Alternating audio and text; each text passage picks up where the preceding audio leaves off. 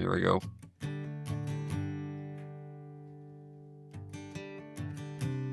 You've arrived at the Texas to Tennessee podcast, your home for your favorite independent artists and a couple of guys you've never heard of.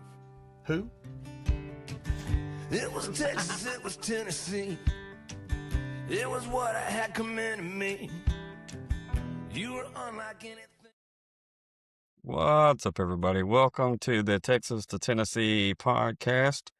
Tonight we are Steveless, so all the it may get wild in here without Steve to keep us in line. But so we got tonight we got a fellow that I met honestly way before this podcast thing ever started, and it's also kind of coincidental that our intro with Adam Hood the way that it is, because I met Mr. Dallas Dorsey through Adam Hood years ago. So welcome to the podcast, man.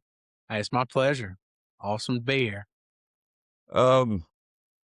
Yeah, so we met. I don't remember the year. I saw the picture again earlier. I can't remember the year. I don't know if you do or not. When you don't remember the year either. I want to say it was 10 years ago. It was something like that. Yeah. You were opening and doing a gig with Hood here in Memphis. I guess we'll go with that. Is that something that you did for a while with him? Yeah. For a long stretch, yes. And a little fuzzy on the year I started with him, but yeah, I used to, I got in the van with him and played bass and played guitar for him for a number of years, and played Texas, Oklahoma, Kansas, Arkansas, Louisiana. Went to places I, would have never probably gone. But it was awesome. I'm biased, but I think we had a really good 3 and 4 piece band. At times. Patrick Lunsford played drums. I don't know if Patrick might have been there at the High Tone. When I met you. At the High Tone, it was just you and Adam. Okay, cool, yeah. But So, yeah, had a long stretch. I don't know why I keep thinking about 2010. I think it was probably around 2010, which is hard to believe, but yeah, 15, 16 years ago now. I know. Yeah, but yeah, I don't know. And that was, I did that. I would say that I used to think, it was my full-time occupation was, going with Adam and, playing, thought I was a member of the band, so to speak. So, yeah, that night you didn't technically open for Adam. Y'all pretty much just kind of did a song swap, It was kind of like you just started playing and because Memphis is a rough draw for a lot of people. Not just for Adam, but for tons and tons of people. It's that way. And a lot of places are. It's not just Memphis, but so basically, hell, y'all just kicked it off, and you did a song every now and then, and Adam, y'all did them together, and you played lead for him, and whatever, it shot the breeze for a while. I mean, which is also cool to see, Yeah, we've done that, I don't know, long time. Like, I can think back to doing something similar, like the War Eagle Supper Club in Auburn, Alabama, kind of roughly where we're from, and that just having that kind of laid back, song swapping, playing. Adam's a great guitar player too. He can play lead, and so it's just, I don't know, it's a lot of fun to play with. Love his songs, and I always felt like I was a part of them, and he was very generous to let me share some of my songs too. Well, let's back up a little bit before that. we were talking about how Adam and some of the other artists kind of, they get tired of hearing the same questions as far as how did you get started in music. But and some folks, I think that is a relevant question. So I would, in the words of Adam Hood, I would like to know how you got started in music, Dallas Yeah. Dorsey. But no, I mean, really, when did it kind of start to be a part of you? Right. Well, I think it's a great question. I think it Take gives that, Adam Hood. yeah, I think it gives the veterans that, it gives them a chance to reconnect with what made them love it, and No, you lose yeah, sight of yeah. that. I say, so I'm honored that you even asked, but yeah, so I think my grandfather played guitar and sang, and I just kind of did it when I was with them and my family, and I played, and tried to play chords, and everybody sang, and um, I didn't even really, I don't think, connect the dots that it sounds ignorant to say this, but I didn't really connect the dots in terms of thinking that, hey, I'm playing guitar. Even it was just kind of like that's what we do. It's guitar. There's Mhm, a guitar, and so I think it was probably like fourth or fifth grade. I heard like Eric Clapton and Jimi Hendrix. I listened to what my dad listened to, mhm, and started connecting. Oh wow, we I think my granddad predominantly played country music, which I love, and um, I kind of grew up around that, and it was like Eric Clapton and that kind of stuff really made me, what, oh wow, this is guitar too. Like mhm. I want to do what they're doing instead of just playing chords, and then I just fell in love with it. It took me deeper, and and then I was really probably a late bloomer playing out and stuff like that. I was definitely out of high school before I really started playing out. And I met Adam. Um, I met Adam. He was a judge on the Colgate Country Showdown. I remember those. Do you remember Yeah, those? I Yeah. do. And They had them in my area of the world too. right. And I played. Oh gosh, it was in this place called Jackie Lee's Karaoke Bar. I took my guitar in there, and I don't know. I've been playing out around a little bit, open mic nights. I think like everybody else does, and I went in there, and there was Adam Hood, who was, you know, for me, was a hometown, hero. We all had his CD growing up. 21 to Enter was Mhm. the one, and then the Sixth Street EP. We all had that growing up, and so it was really cool. I met him that way, and then I think he called me to fill in for a gig or two after I met with him that that time. And I think the first time I ever played with him was in Troy, Alabama. And I don't know, it was a lounge. I can't remember the name of the lounge. You could smoke in there. It was one of those type. Right. Might have been in a hotel bar, that kind of deal, lounge. But yeah, that was. I mean, so that was it. Great family, family very much musically inclined. So I came through that. What what about as far as the songwriting side of it? When did making your own music when did you realize that you could, or when did you start? Right. I was always in love with the songwriting stuff. Never really knew I could do it until I was I'd written a song, um, probably by the time I was 19, 20 years old, had it, I was late bloomer with it for sure. And I really, to be honest with you, I think Adam, um, being around Adam kind of coached me up on a lot of the songwriting stuff. And then Hmm. met Brent Cobb through Adam. Adam, I think, had just signed like a publishing deal with Carnival, and Brent was on that also. And so I was just around all the time. I just hung out with him, and Adam introduced me to a guy named Travis Howard. One time, I think he'd written a couple songs for Miranda Lambert.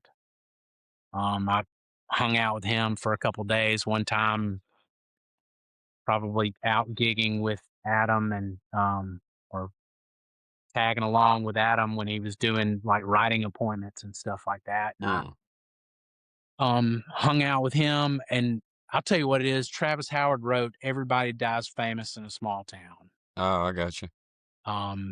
And that's one of Miranda Lambert's. And but at any rate, I sat. He was very gracious, hung out with me, and we worked through a song idea that I had, and I got to see kind of the inner workings of what it was like. That, hey, you start off with an idea and just run with it. Hmm. That's pretty good company to cut your teeth with, right? Yeah, it was. Yeah, it was. They're okay, right? They kind of know what they're doing, right? Yeah, I Well, was. Yeah, not too shabby. they're not, not too I gave him shabby. a couple. Give him a couple notes, a couple ideas. They wouldn't be where they are now. Right, that's exactly right. No, but yeah, I was very much. I say they were very gracious to me. And Understood. allowing me to, hang out and all right. I mean, I felt like, I was kind of just around and just fortunate to be Hmm. around. So, Well, at that show at the High Tone, I was wearing this is how I found Brent Cobb's music, because of you at that show. oh, cool. Um, I was wearing someone else's shirt. I won't name the artist, but you were like, yeah, screw that guy. You need to be listening. You need to be listening to Brent fucking Cobb. And I'm like, Oh oh, gosh. I'm like, okay, all right, Yeah. fair. I mean, I was like, I don't know who Brent Cobb is, but I did after that night. So it always circles back to, and you weren't wrong. You weren't wrong. I still listen to the other person too, Right. but I picked up Brent Cobb and that music, Yeah. and started to piece the dots together with Adam and Brent too, right after those conversations. So Right. I'm sure, it's just another, a night or whatever, of probably little sleep on the road and whatever else from your point of view. But I remember that, mainly because, when people introduce you to music, sometimes, especially if it's somebody that you latch onto, you remember who that was. You know what I mean? Right. Right. I remember like friends of mine that sent me Tyler Childers stuff back before the Red Barn days and things like that. And I remember an older electrician that I work with listened to bluegrass every weekend, and he's deaf, so it was loud as hell on the job site and at a Oh, local public radio station. And one day it was, and usually they're all the same kind of tenor, like high pitched voice, right? But then right. there was one that was extremely soulful, and it was a Gary Allan cover, and it was Drinking Dark Whiskey, and it was Chris Stapleton and the Steel Drivers. So, Wow. I remember Mr. Jody showing me, he didn't know who the Steel Drivers were. He was just listening to the radio really loud. But I remember that situation of where that music come from. So, yeah, That's a beautiful. very important part of my life, Dallas Dorsey. Well, hey, my pleasure. I'm glad to hear you say I wasn't wrong. I know it's a bold statement, and to be honest, I remember making the statement and Okay, cool. feeling I felt very passionate about it. And the artist that we won't mention, Uh-huh. he's brilliant. Yes. He's brilliant in his own right, and Uh-huh. but yeah, it was that was a very bold statement. I'm glad it held true for you because I went back to the car like, this shit sucks. I don't know yeah, what that guy's talking about. what's this guy? Yeah, this guy doesn't know. Yeah, exactly. Man, why did I listen to that? Uh, this guy told me to go to the car to listen to Florida Georgia Line. What the hell's this problem? That's exactly right. Oh God, no. Go on and get. Um, that's right. Um, but so so you, as far as when the songwriting part came on your radar, hanging out with those guys and everything. Fast forward to, I know you said you had some music that was out on socials. I mean, out on the streaming stuff or whatever that you've kind of taken down, or but I think a lot of people have probably been through that. If I had to guess, um, what led you to the, like, one? I have to ask about the Thanksgiving Day song, the Oh, Thanksgiving song, yeah. but also that EP. You know that. Now that I think about it, that EP, you had that EP, I believe, with you at that gig. So our dates might be wrong, and if Okay, yeah, maybe it was 2018. I think it Maybe, may yeah. have been that year. So Okay, yeah. Which I guess is still closing in on 10 almost. I don't know. It seems Which like is longer than that, honestly, but it truly does, but yeah. But okay, yeah. So, all right, Thanksgiving because I song. actually have one of those CDs Do you floating around really? here. Yeah, yeah, Hey, I have one here. So what are CDs? They I just go know.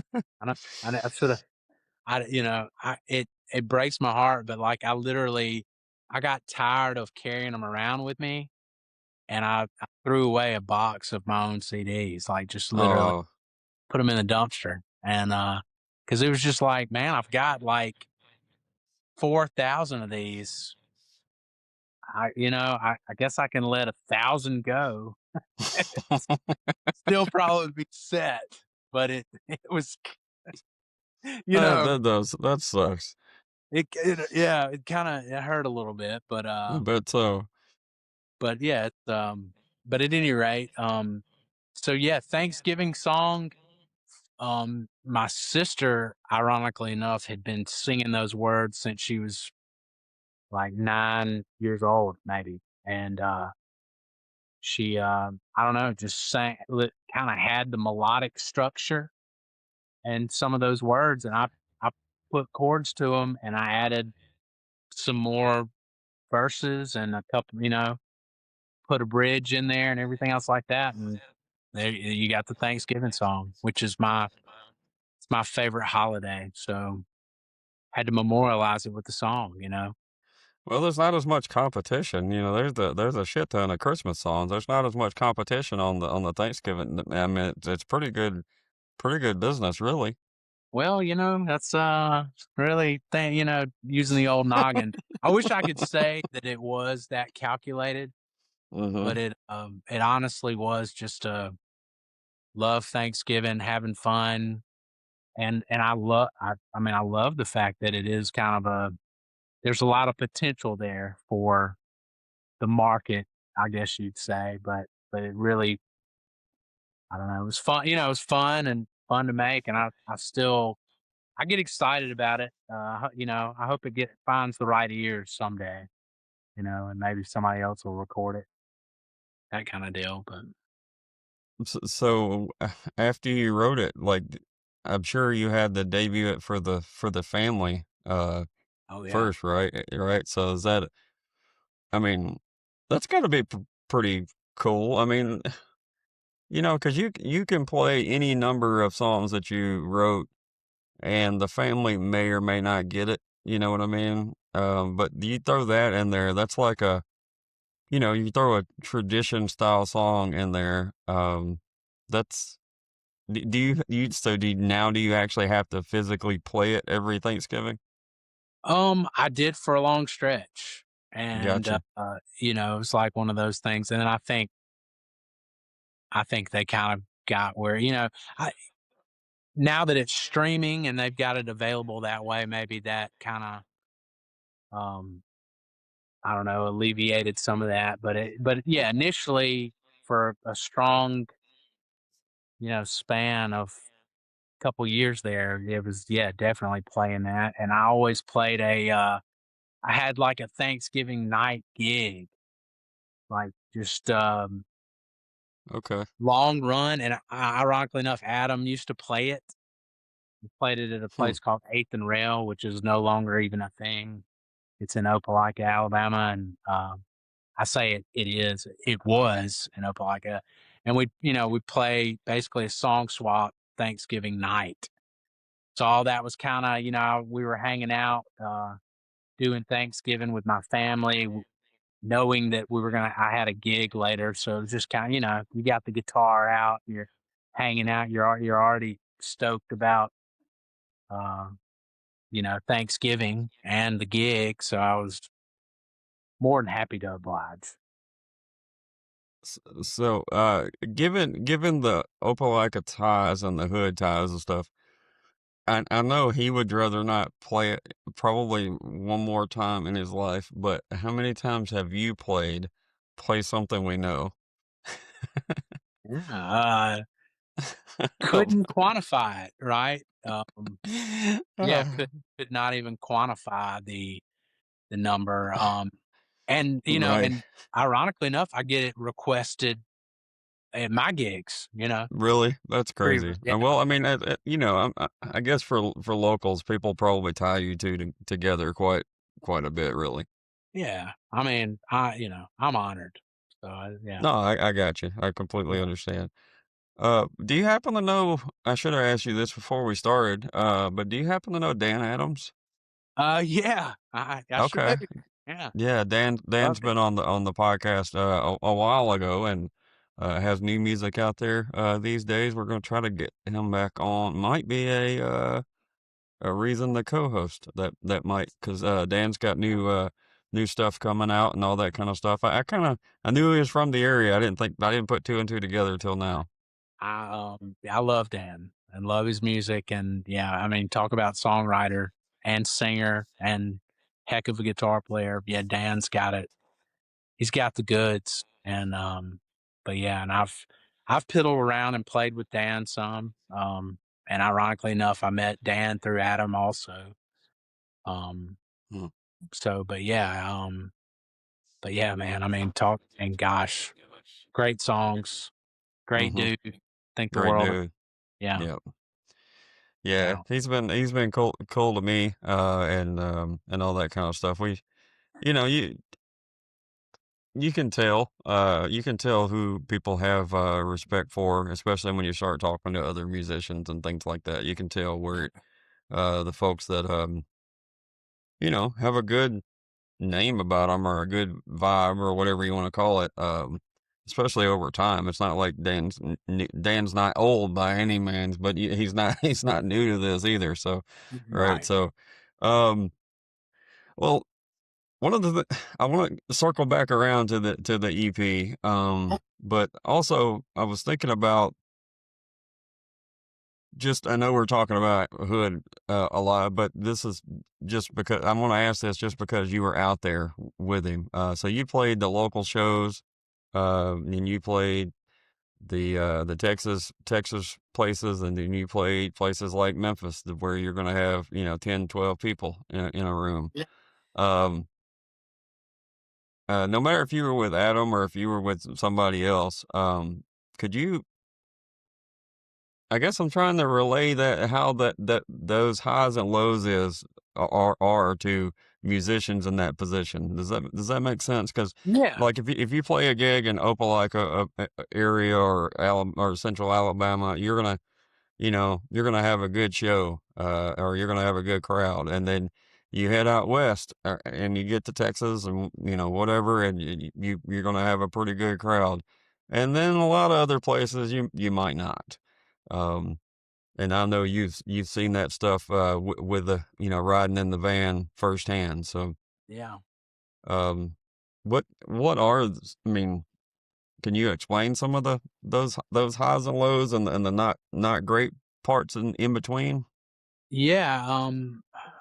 I know exactly what you're saying, and and I don't know. I can I've been on both sides of it too. Like I've Mhm. played a lot of gigs at home myself, where I'm background or not really. Um, Huh. I mean, people are there to eat or talk or socialize. They came with their agenda. Um, Right. And, and I think it's, I've been on both sides. I've been on that side as just by myself. I've been on the side of like, I'm playing with Adam and, gosh, we're here and there's only, a handful of people and, and I don't know. I think it's always for me, and I can't, speak for Adam, but I think it's always those opportunities have been more of a chance for me to really dig deep and connect with the music and make it Hmm. about my stuff. And I mean, Hmm. that sounds selfish, but What else you make got it to do, right? right, exactly. So Hmm. some of the nights when I say make it about myself, I just mean dialing into the content, diving into the why I love doing this, the chill bumps that you experience when you really are listening and playing and all the things that we do it for, all the reasons we do music for in the first place. Right. It's made me dig in deeper and try to reconnect to that. And in some cases, I think I've had better nights when there's only been 12 people there and feel like I've had more of a genuine connection um, to other people and my music or our music got across maybe on a different level versus the huge crowd where on the surface it looks like people are really there's a lot of people here which is Hmm. exciting in itself, but maybe you don't really get the true substance Yeah, I with could the I could see that, right, especially that especially if it's a solo or duo gig. You don't have the full band or whatever.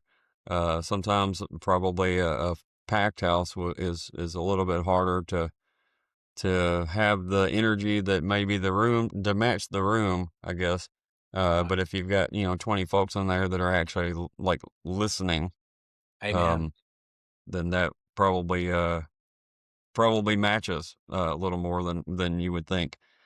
Um, well, and I mean, I've I've been to a bunch of shows in the Memphis area, from everybody from this band, the Filthy Heathens, not long ago, Boy, to Hood, to Jason Eady, to whoever, and it'd be a tough crowd, but I right, can honestly say that most of them, um, I'm sure they would have rather made more money to get down the road, but right, they didn't put on any less of a show than I've seen them at other places. So right, that I could see where that could get in your head if you let it, but right, I can honestly say that I haven't seen it happen too much, at least on stage anyway. Now the drive after the fact, when you don't have when you right. don't have much going in the wallet, might be a different story. But Not gonna be able to buy gas to get us to the next gig.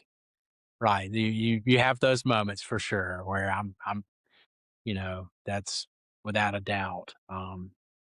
The business end for sure is a it's a kick, but I don't know. And I don't know. On the other side of that, I've been we've been on the buzz of like, I don't know, we opened up for Randy Rogers, we opened up for Wade Bowen, and when you're sitting there and you've got, I don't know, you're in front of so many people and you can feel like that, electric, oh my gosh, we're about to do this.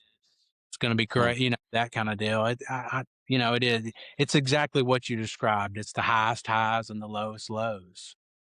Um, so but the message to part of that is no matter which show you go to, which I've been trying to make a point to mention this, because a lot of people don't think about it. They go to a show, they go look at the merch or whatever, and they maybe talk themselves out of buying the $30 shirt because shit's expensive yeah, and money's yeah, tight for everybody.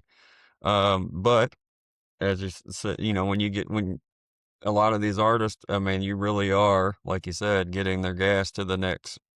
gig if you buy, if you buy a shirt and a koozie or whatever the case would be. So think about that when you go to shows, and when you go to a show, go shake a hand and buy something, buy some Please, merch, get them down the road.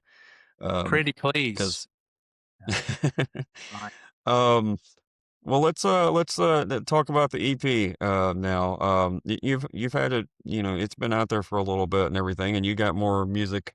You're gonna try to make plans to have more music on the way. But I can tell, even though this EP's been out for a while, I can tell you're still pretty proud of it. So, Yeah. what's the story behind it? Um, yeah, so those songs were all written, um, kind of, in that same probably time period that I was, knocking around with Adam. And, they're more, I don't know, there's more of I think a refined element to them. I put out a full length, um, you know, album, I guess you would call it an album. I guess might have been around 2014 ish. Again, fuzzy on the math here, Hmm. but yeah, but there were some songs that I was really proud of, and there were some songs that at the time I thought I was really proud of, but now, looking back, it's like, but the EP, for me, it was like, it was all, there's the saying, all killer, no filler. Hmm. But, it kind of, I don't know, it did all those things for me. And, I had a little bit more, there was more weeding in the process for the EP, threw out a bunch of songs that I didn't feel like I loved. I don't know. Yeah, I'm still proud of I enjoy, it sounds very self-indulgent, but I'm just going to be honest with you. I enjoy still enjoy listening to the EP. I And mean, that's way better than than the opposite, you know. yeah, right. And I think, and for me personally, I enjoy listening, not necessarily to myself, but, um, to to my friends that played on it. You know, Hmm. Yeah. you got Patrick Lunsford's playing drums, he's stellar. Jason Parker played bass on it, and his playing's great too. And he did stints with Adam Hood also. And I got Matt Alamini, who's a buddy of mine that played guitar. It's just I don't know. I really enjoy listening to them and their contributions to the songs. That makes Uh, sense. yeah, it's It fun to makes it yeah, makes Yeah, to be proud of those moments, if that makes sense. So, right. Yeah, no um doubt. no matter if it was yours, it just makes it even better that it was a song that you wrote. So Right. I wouldn't blame you at all for being proud of having especially if you already had a relationship with people. I'm sure that makes it even more personal. Yeah, no doubt. Yeah. And to just to see them bring their creativity and to see them bring their insight and wisdom into something that, initially I created, with how it goes down with an acoustic guitar in a closet somewhere or whatever, to see it evolve. It was really cool, so I don't know that I'm proud of that one. Well, the song we're gonna play is "Don't Call Me." Okay. First, I want to let you know, at one of the shows. Oh man, I've seen Hood a few times at the Odds Home, and I can't remember. You weren't with him, so it was another show, but he did one that was full band. But I think he did maybe some acoustic songs in the middle of the full band. I think. Oh, Either cool. way, he was asking what we wanted to hear, and I I yelled, "Don't call me!" And he had that laugh, that oh Dallas, Yeah. Yeah. or Nice. whatever. So Yeah. Right. I was heckling him about it years later. Even he didn't know me at that point. But still, like I said, songs and things tie you to certain moments, and I remember that moment too. So, Yeah. give us a little rundown on "Don't Call Me." Yeah. So, Yeah. I've it's hard to even really put my finger on what it is exactly about. I would say it's about a Mm-hmm. couple of different. I'd say it's about myself in some regard. I'd say, it's about, I don't know, my, family, past experiences, and I don't know. It always, when I really look back on them, it always seems to like circle back to me, right? It's always my life experience or what I guess what it is that I'm thinking in that time. But I don't know. It really was not necessarily a specific person as much as kind of a couple of different people and my reaction and um just trying to navigate and connect on some level. Um, but yeah, I don't know, very Freudian, I went deep, understand. went deep.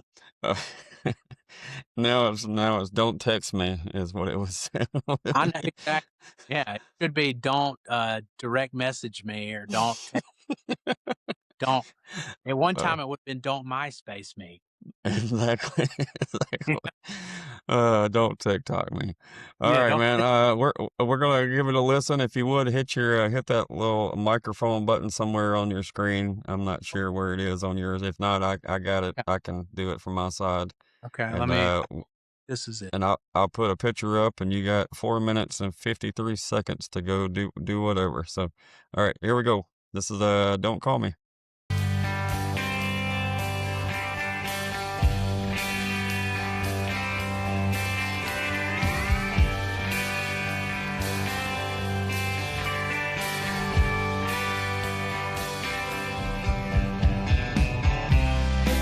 So there you find yourself sitting in some half-empty downtown bar.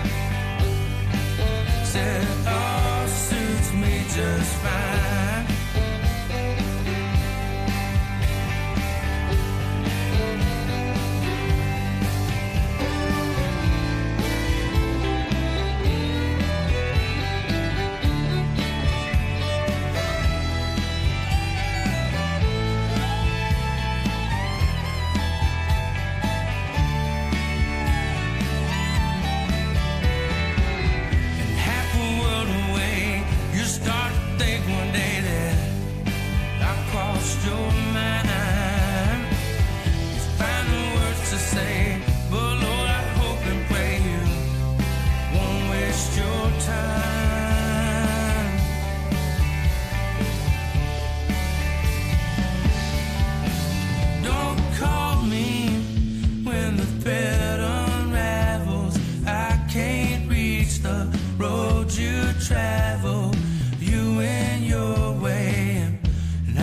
stayed behind. Don't call me when your car breaks down. You never like this railroad town. You went your way and I stayed behind. Don't call me.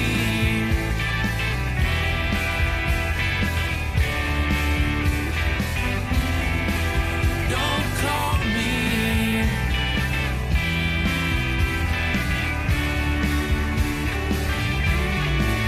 Don't call me.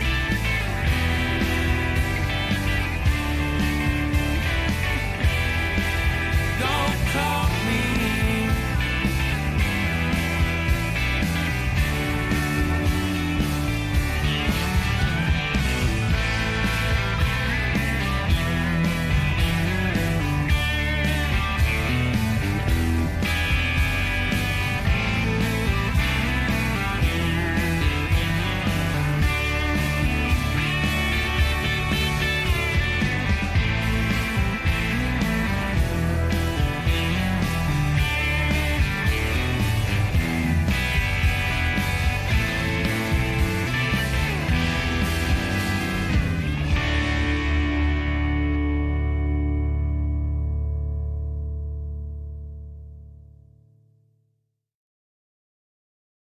Shout out to the lead guitar solo that gets lost in a lot of music, and where a lot of people, a lot of songs just get cut off. These, you know what I mean? They just try to make it as short and you know whatever friendly as possible, and it's nice to hear some folks jam out a little bit too, even in country music. So Amen. yeah, Well, thanks for shout out. noticing.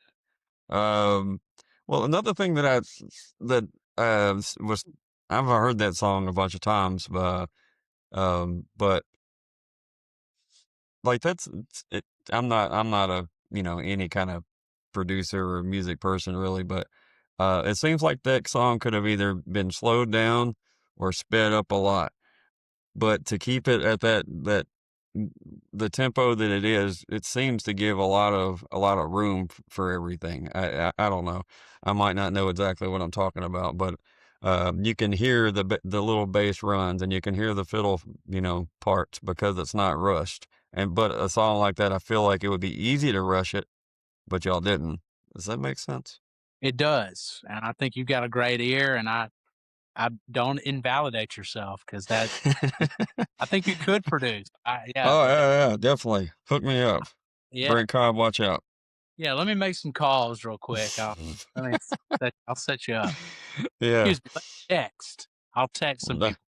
Yeah, Um, yeah, but, yeah. yeah, I'm not I'm not certain what the beats per minute are, whatever the Mhm. minutia of those details, but again, I've got to give credit to Patrick Lunsford, because he's the ultimate metronome there, and I think he kind of got us dialed in at that particular speed, and it allowed that, as you said, it allowed it to kind of breathe, and Mhm. uh, and it get because there's a lot going on in that song. There's a lot got a lot of different elements that are cool.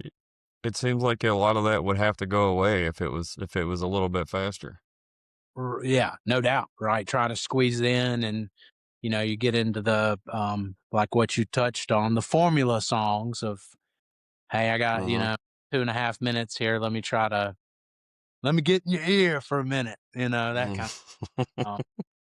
I've been guilty too. But Yeah. so it's great. But yeah, that stretched it out a little bit there, and kind of tried to stay true to who we were, and I don't know. I think there's value in that.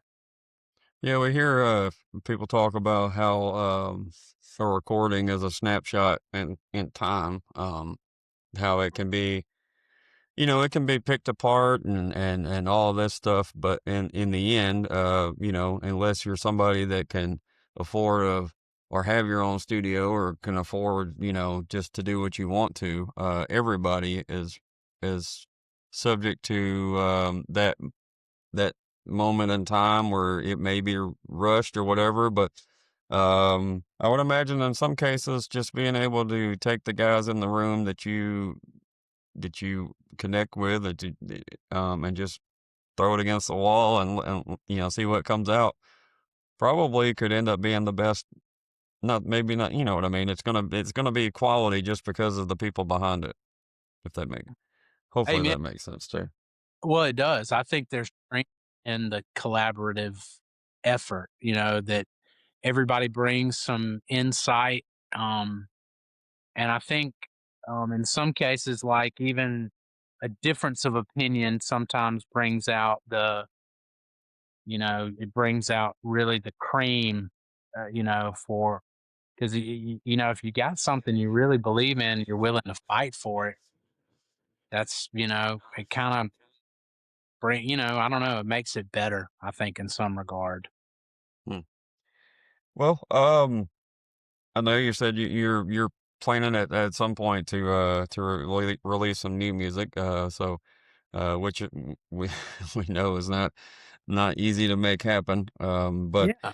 so wherever y'all follow, or as far as your Instagram and your Spotify and Apple and all that kind of stuff, y'all make sure you hit the follow to know when all of that comes out. Do you have any kind of relative plans on anything, or just kind of seeing when it's going to happen?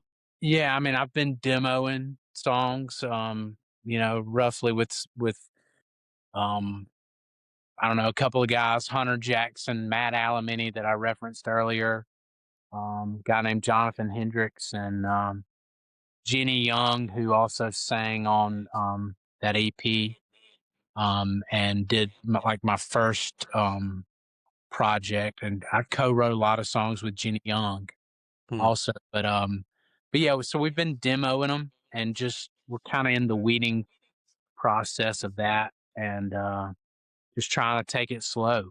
And so I don't really have a projected date, um, really yet. Yeah. I don't. Um. Well, I know you. I mean, I know. I mean, so that EP that we were listening to, that was 2018. And to this, you don't have to go in any deeper into this question than you want to or feel comfortable talking about. But um, why it seemed like from a distance anyway, it seemed like you stepped back from music a little bit. As but I also know you've got a family and all of that stuff going on too.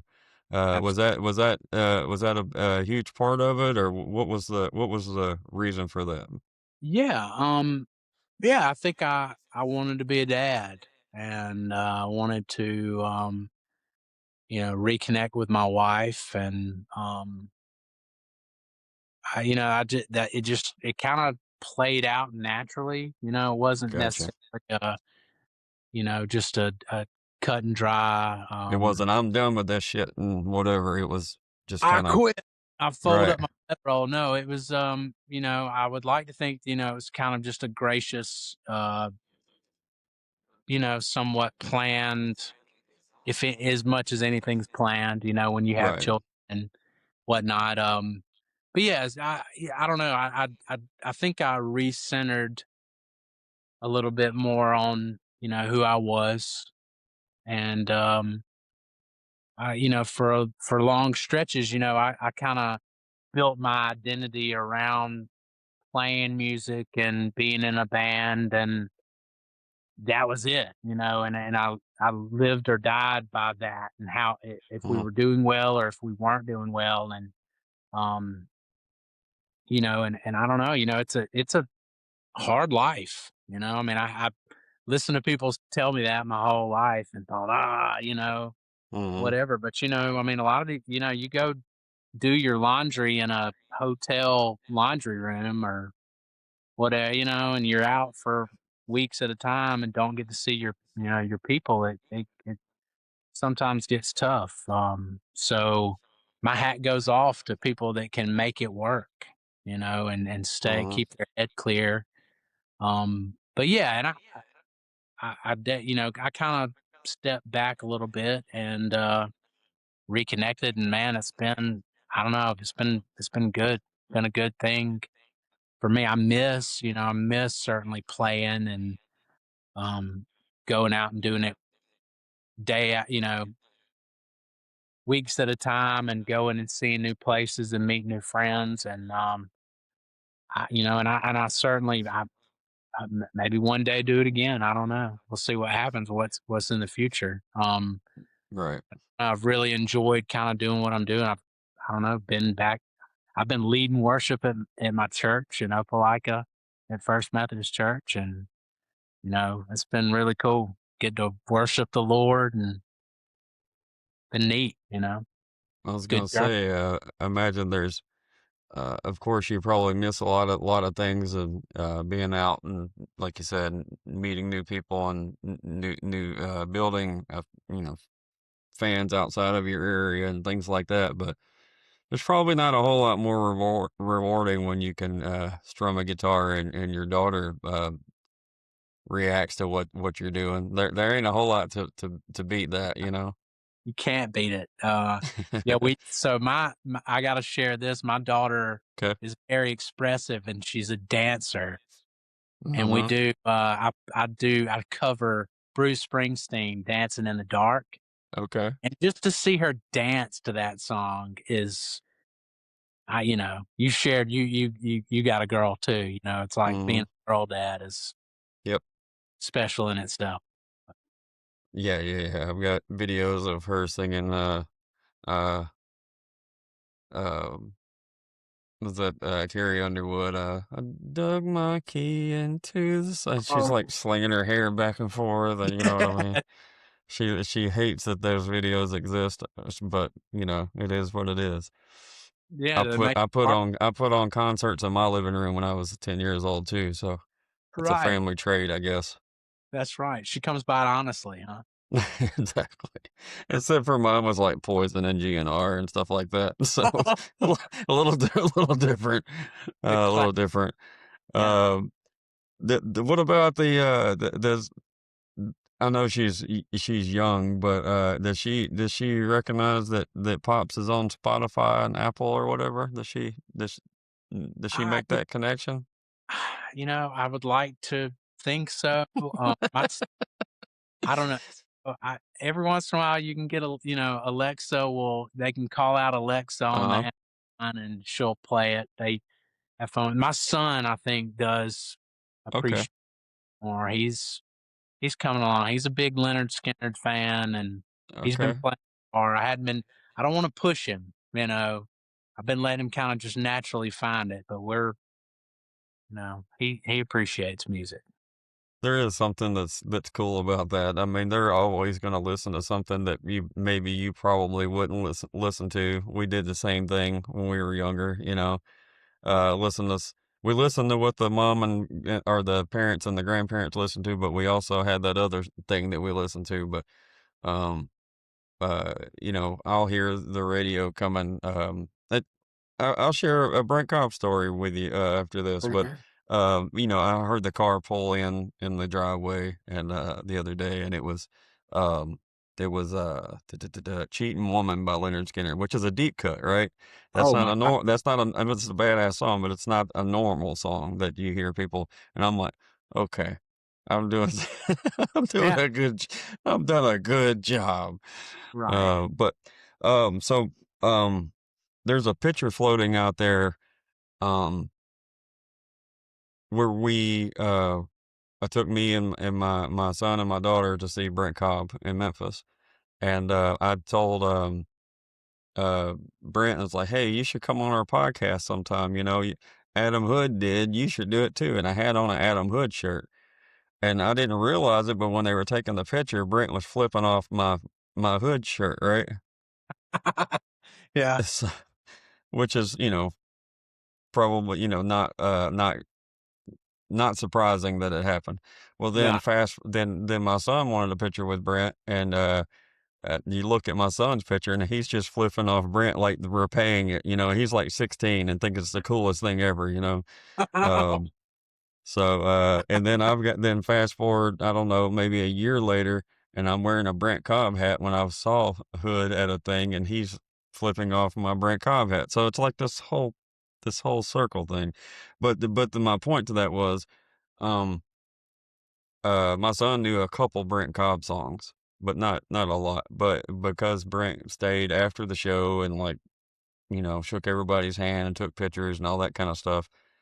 A few days later, I walked past his room and like the Brent Cobb, was just blasting out of the room. You know what I mean? And now like he's a big fan now. You know what I mean? Because of those moments. Right. Amen. Right. The authentic moments, right? That that made the connection. Mm-hmm. Mm-hmm. Takes time. Takes time. Well, all right, we're gonna get a couple rapid fire questions, and then we'll let you get on with your evening. I appreciate you taking the time. It's a long time. It's a long time coming for this one to happen. Yeah. Well, thank you so much, man. I'm so No, grateful to be here with you. no problem, no problem. He said, I guess I will come on, even though you asked me after Brent Cobb and Adam. um, all right, I have to ask this one because I know you're a big history guy. Um, Yeah. if you could have dinner with any historical figure, who would it be, and what would you be eating? Oh man, this is gosh. I know a lot of people, they could just name somebody, but you're pretty in deep on it. So, Right. I'm having to mhm. like really I gotta go find I'm sweating. If it could be anybody, huh? Uh-huh. Gosh, Eeh. Let's Historical figure. All right, I'm gonna go with everybody is gonna think that I'm gonna say Robert E. Lee, but I'm trying to mix it up tonight. So I'm gonna say I would like to eat with Thomas Jefferson. Okay. And All right. we're gonna eat shrimp and grits. All right. All right. Fair. Going with it. All right. Well, if you could have, if you, I know, you got a full-time job and your dad and all that, so you got plenty of free time. A But lot. if you were to start a podcast, Yeah. who would be your first musical guest? Oh man. I guess we could say alive or dead or whatever. Yeah. That's your call. All right. I'm gonna shoot for the stars. I'm gonna go with Steve Earle. Okay. All right. That's a good one. I mean, Yeah. he would definitely have plenty of opinions. No doubt. That's right. I'd put on my bulletproof vest and let's do it. you would you might even have different opinions, but you could Yeah. still hammer it out, right? Yeah. Um, We can have discussion, right? no doubt about it. That's the way it's Right. supposed to be. Right. Um, all right. Um, let's see here. Da, da, da, da. All right, Desert Island album. Oh man.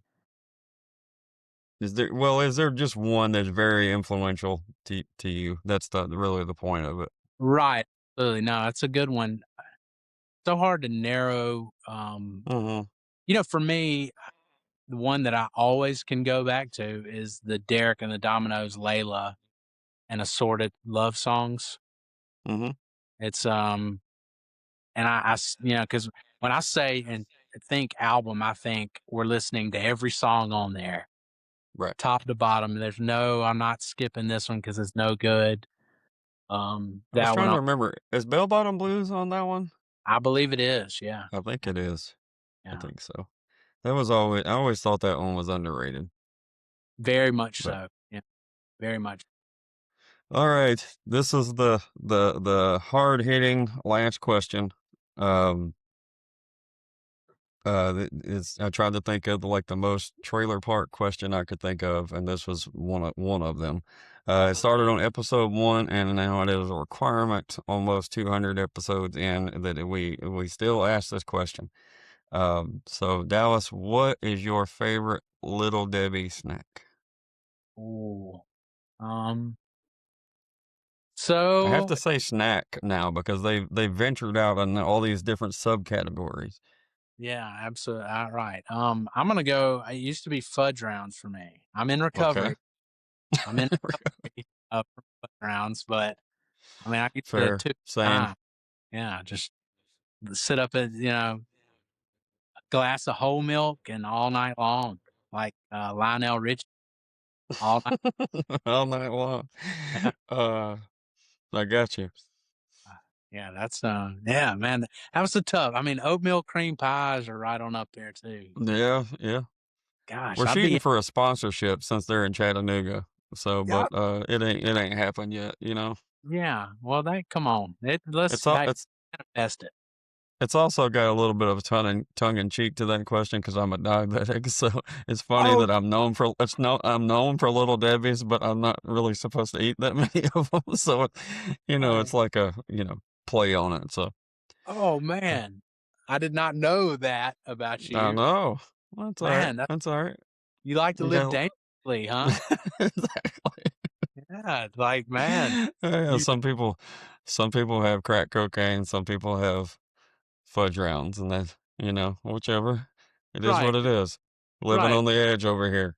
Yeah. Heroin or fudge rounds. Exactly. Yeah. When you get wild, you get one of them Valentine's Day cakes. It'll be coming out, I'm sure. Oh, Probably already out. I just ain't seen them. yeah. But all right, y'all. Make sure you go follow Dallas on wherever you listen to your music. Spotify, Apple, all those places. Hit him up on the Instagram. I don't think you're a big Facebook guy anymore these days, right? You're pretty much Yeah. on the gram. I'm on the gram. Yeah. Find me I on the gram. understand. Yeah. That's It got the Instagram and all the other and all your streaming platforms. So new music can be coming out. As soon as I can get that wrangled in. I'm excited to hear what you got. It's been a little while. We all kind of um times change. We change. You're older and we're older. Everybody is and true. so, and it is cool to hear you say, talk about kindly of like that EP and stuff, and it like like I said, it probably makes a big difference with it being people that you're proud of and that and not just session guys that you met for the thing. It Right. probably makes it a lot more personal and and all those things. So, congratulations on that, and look forward to what's coming next. Thank you so much. I'm grateful for your No, time. Love what you appreciate do. appreciate it, man. Yeah. All right. We'll see y'all.